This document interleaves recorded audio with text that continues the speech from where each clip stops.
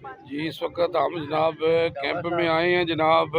तो और जनाब हमारे साथ जनाब चेलम की जो है ना जी अवामी समाजी शख्सियत खड़ी है हमारे साथ। जनाब क्या कहेंगे जी, आप बोलेंगे?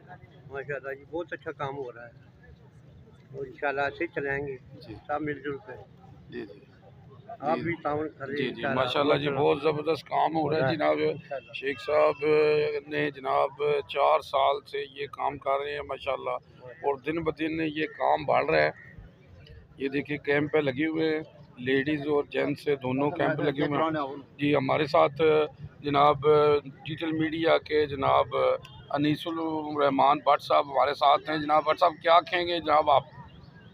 शेख मरकज़ी कम्युनिटी के ज़िली सदर जो शेख एहसान मोहम्मद खान ने जो आज चौथा सालाना मेडिकल आई कैंप लगाया है, और इसमें फ्री अद्वियात, फ्री